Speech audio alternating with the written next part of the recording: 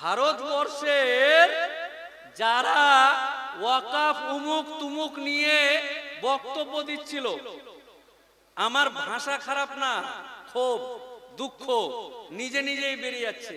ভারতবর্ষের কেউ বলতে পারবে না যে আপনার মসজিদটা আপনার আছে, কারণ অলরেডি আইন পাস হয়ে উম্মিদ পোর্টালে ভরতে বলেছে, আপনি ভরেননি। আমার কথা শুনে আমার বাপের মসজিদ, আমার দাদুর মসজিদ, এটা তো আমাদের বড় হুজুরের মাজার, কে নিবি? আগুন লেগে যাবে। কিচ্ছু লাগাতে পারেনি, আপনার দাদু আজ অব্দি লাগাতে পারেনি, আপনার বাপ পারেনি, আপনার চাচা পারেনি, আর আপনি তো দূর ছাই কা বাত হ্যায়, আপনি তো টেনোহরি কা মাল হ্যায়, 2 পয়সা কা, আপনার তো কোনো দামই নেই। আপনি বাদ দেন আপনার কথাটা। তাহলে মসজিদ দরগা খানকা সব চলে গেছে। 5ই ডিসেম্বর পর্যন্ত টাইম আছে। কার কাছে খোঁজ নিবেন, কিভাবে নেবেন, কিভাবে করবেন? 5ই ডিসেম্বরের মধ্যে ওই কম্পিউটারে ঢুকাতে হবে গিয়ে, যদি কিছু বাঁচাতে পারেন। 1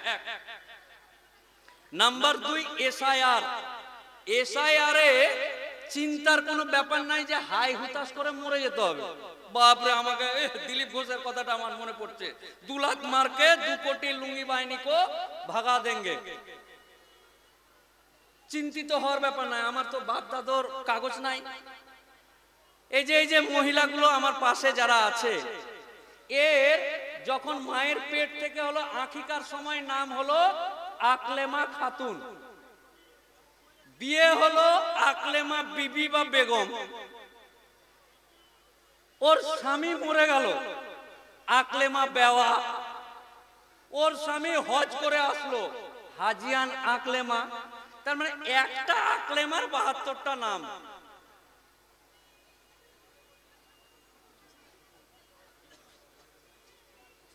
আচ্ছা, আকলেমার ফের বয়স কটা, আকলেমা কবার জন্ম নিয়েছে ভালো করে শুনেন। এই যে আকলেমা, এই আপনার এলাকার চাস্তো বোন আকলেমা যখন জন্মগ্রহণ করে, ওই ভ্যান চালাতে চালাতে দেড়ে একটা করে দিস, ডেথ সার্টিফিকেট না বার্থ সার্টিফিকেট গুলো একটা উঠাই দিস, মানে ওইখানকার পিয়নকে 300 টাকা ঘুষ দিয়ে উঠিয়ে দিস।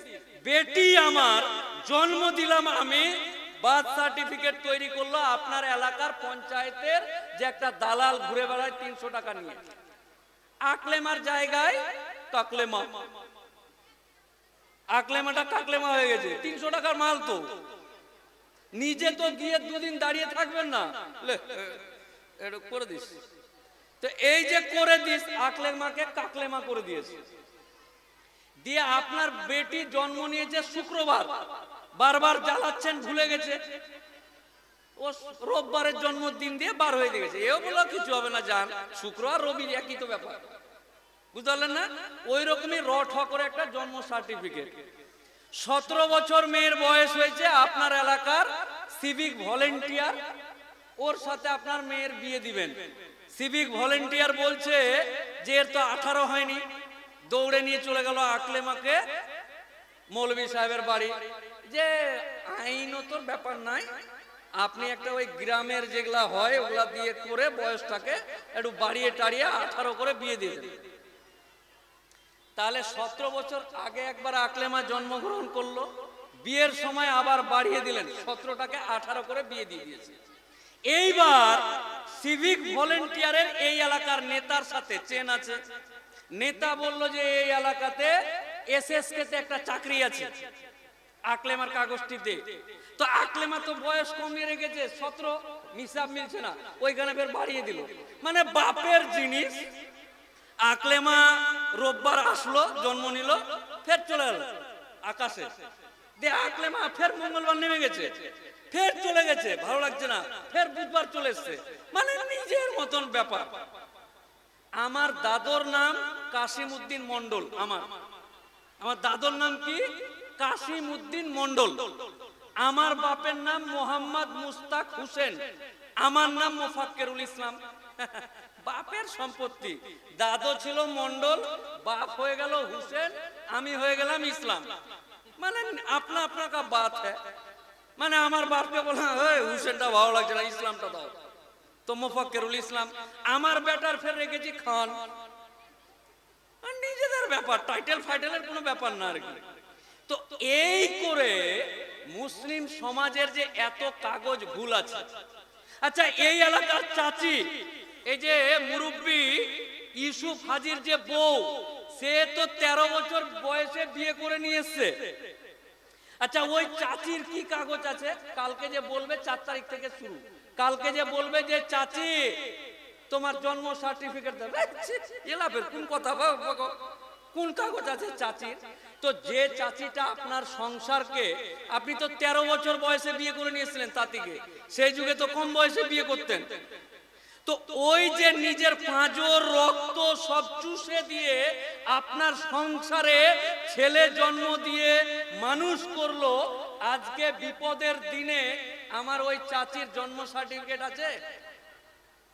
হ্যাঁ, এ কি রে বাবা, চাচি কি তাহলে ভোগে? চাচির কি হবে? কাগজই নাই।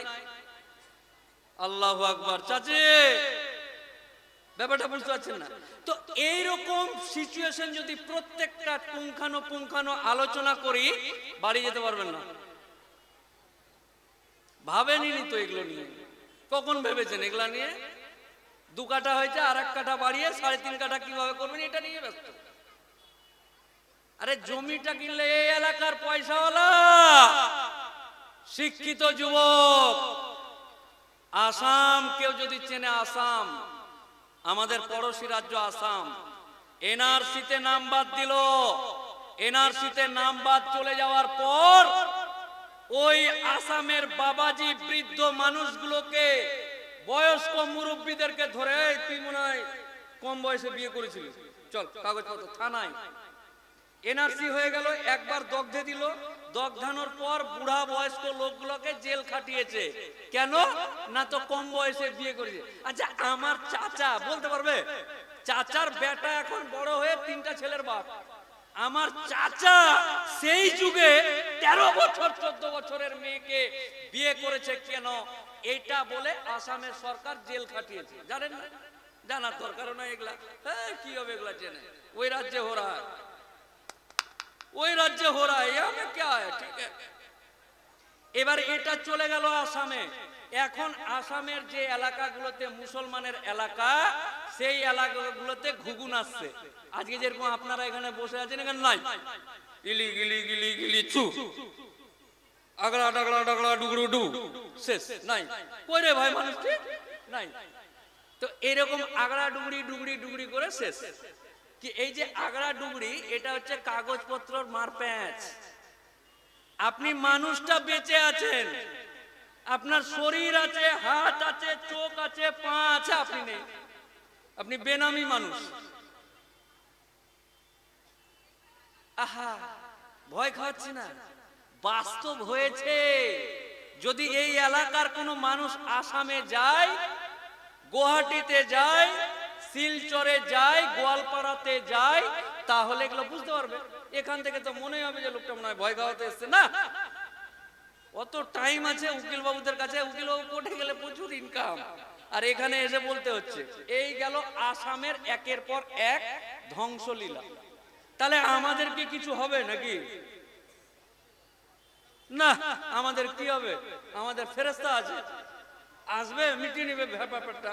কি হয়েছে, কি চাইছিলেন? আধার কার্ড না, আল্লাহর তরফ থেকে ফেরেশতা দিয়ে পাঠিয়েছে, এটা নিন, ঠিক আছে আপনি বেঁচে গেলেন। এরকম আছেন নাকি? এরকম মুমিন আছে নাকি? আল্লাহর তরফ থেকে ফেরেশতা আপনাকে বাঁচাতে আসবে। এই এলাকার কোন মানুষ, এই রাজ্যের কোন মানুষ বুকে হাত দিয়ে বলতে পারবে যে আমি আল্লাহর প্রতি এতটা উৎসর্গ যে আমার জন্য আল্লাহ ফেরেশতা পাঠাবে? আছে? সেই যুগে আল্লাহর পক্ষ থেকে খাবার নেমে আসতো, আল্লাহর পক্ষ থেকে সাহায্য নেমে আসতো, কারণ তাদের হৃদয়ে আল্লাহর প্রতি ভয় ছিল। আর এখন আপনার এলাকার নেতার প্রতি ভয়।